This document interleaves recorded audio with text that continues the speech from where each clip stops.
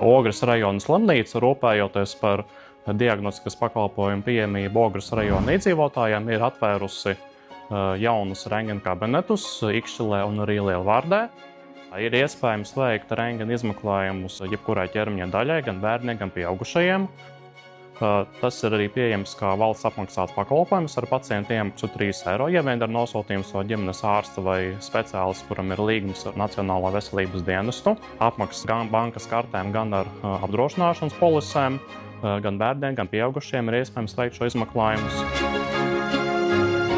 Ikšķiles un Lielvārdes apkārtnes iedzīvotāji ļoti atzinīgi novērtē šo pakalpojumu pieejamību, gan paši iedzīvotāji, gan arī ģimenes ārsti, ka ir iespējams saņemt šo izmeklējumu tuvāk viņu dzīvesvietai. Aicinām izmantot to, ka rentgens arī pieejams Ikšķilē un Lielvārdē. Laipni lūgti!